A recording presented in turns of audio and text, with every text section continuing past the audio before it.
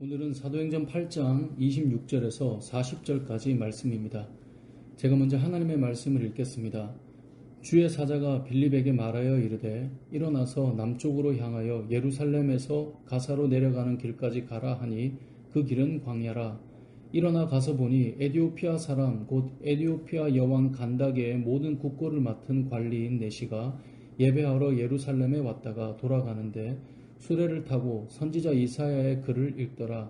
성령이 빌립더러 이르시되 이 수레로 가까이 나아가라 하시거늘 빌립이 달려가서 선지자 이사야의 글 읽는 것을 듣고 말하되 읽는 것을 깨닫느냐 대답하되 지도해주는 사람이 없으니 어찌 깨달을 수 있느냐 하고 빌립을 청하여 수레에 올라 같이 앉으라 하니라. 읽는 성경 구절은 이것이니 일러스되 그가 도살자에게로 가는 양과 같이 끌려갔고 털 깎는 자 앞에 있는 어린 양이 조용함과 같이 그의 입을 열지 아니하였도다. 그가 굴욕을 당했을 때 공정한 재판도 받지 못하였으니 누가 그의 세대를 말하리요. 그의 생명이 땅에서 빼앗김이로다 하였거늘 그 내시가 빌립에게 말하되 청컨대 내가 묻노니 선지자가 이 말한 것이 누구를 가리킴이냐 자기를 가리킴이냐 타인을 가리킴이냐. 빌립이 입을 열어 이 글에서 시작하여 예수를 가르쳐 복음을 전하니 길을 가다가 물 있는 곳에 이르러 그 내시가 말하되 보라 물이 있으니 내가 세례를 받음에 무슨 거리낌이 있느냐. 이에 명하여 수레를 멈추고 빌립과 내시가 둘 다 물에 내려가 빌립이 세례를 베풀고 둘이 물에서 올라올새 주의 영이 빌립을 이끌어 간지라. 내시는 기쁘게 길을 가므로 그를 다시 보지 못하니라. 빌립은 아소도에 나타나 여러 성을 지나 다니며 복음을 전하고 가이사랴에 이르니라. 아멘. 사도행전은 이 사도들의 행적 같지만 그들을 움직이는 성령의 역사를 기록하고 있기 때문에 성령행전이라고도 부릅니다. 그런데 잘 보면 성령의 역사가 무엇과 함께 나타나는지를 보여주고 있는데요. 그것은 하나님의 말씀이었습니다.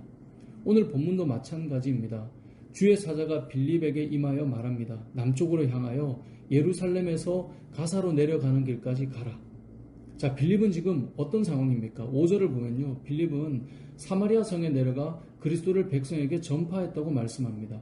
그리고 그 전파하는 가운데 수많은 역사가 일어났고요. 주께로 돌아오는 자들이 많았습니다. 계속 복음을 전하며 더 많은 영혼들이 주께로 돌아올 수 있는 상황이 펼쳐지는 그 모습인데요. 오늘 본문 말씀을 받은 것입니다. 남쪽으로 향하여 예루살렘에서 가사로 내려가는 길까지 가라. 자, 이 길이 정확하게 어떤 길인지 우리가 잘 알지 못하잖아요.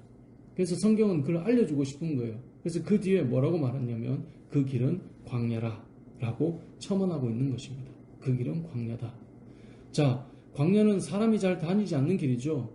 반면 빌립은 지금 사마리아에서 많은 영혼을 살리고 있는 그 사역의 현장에 있죠. 자, 그런데 광야로 가라는 거예요.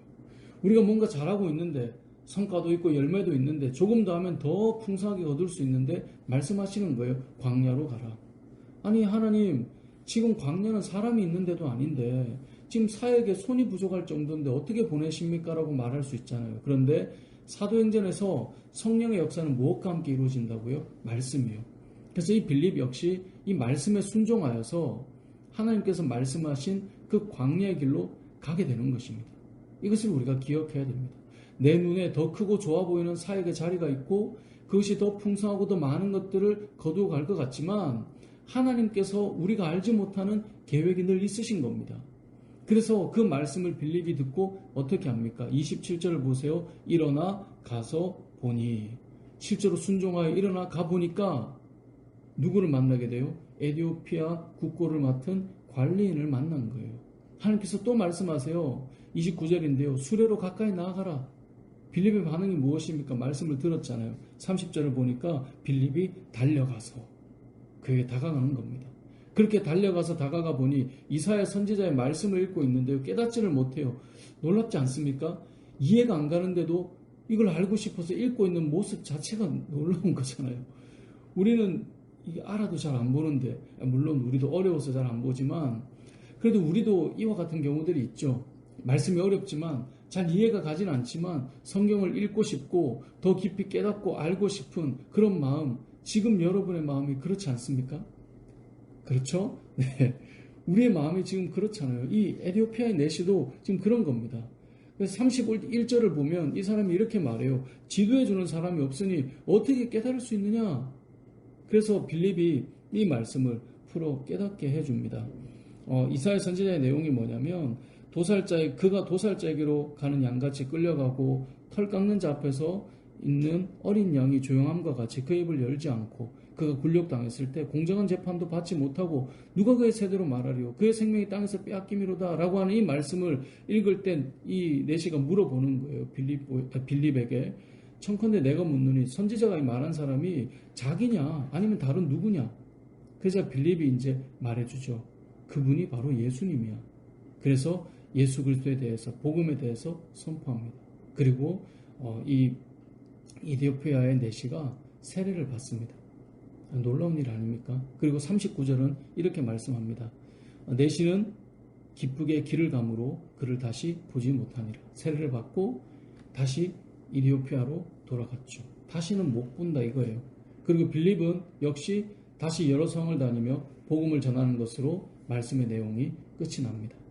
자, 우리는 사마리아 성에서 복음을 전하고 있는 빌립이 광야로 가야 할 때 반문할 수 있음에도 불구하고 광야에 사람이 없는데도 꼭 가야 하느냐고 말할 수 있음에도 불구하고 말씀에 순종해서 갔습니다. 그걸 보았습니다. 그리고 실제로 갔더니 한 사람을 만났습니다. 여기서도 질문할 수 있죠. 그래도 한 사람 아니냐?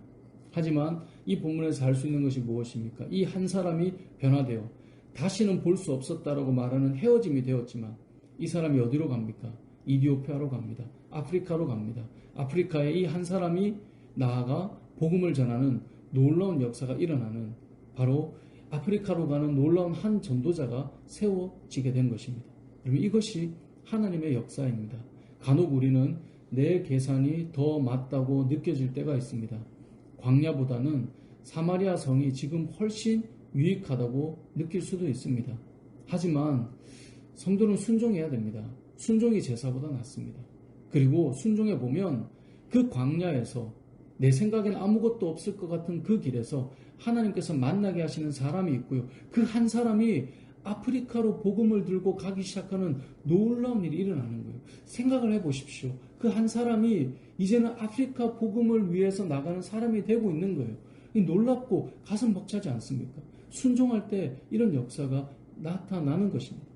또 한 가지 기억할 것은 여러분이 만난 그 한 사람이 복음을 들고 길을 떠난 또 한 명의 전도자가 될 수 있다는 사실을 우리가 적용해 볼 수 있어야 됩니다. 여러분이 만난, 지금 빌립이 만난 이 사람이 아프리카로 나아가는 놀라운 전도의 출발점이 되는 것처럼 오늘 여러분이 만난 그 한 사람이 바로 또 한 명의 전도자로 세워질 수 있다는 사실을 우리가 기억해야 된다는 거죠. 그래서 소중한 것입니다.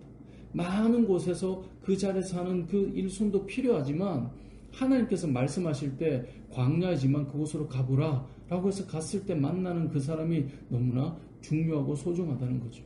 오늘 여러분이 만날 그 사람에게 전한 복음이 이 이디오피아 관리와 같은 존재일 수 있다는 사실을 기억하시고 때로는 광야라도 순종하고 나아가서 그 한 사람에게 복음을 전하는 여러분의 삶이 되시길 주님의 이름으로 축복합니다. 아멘.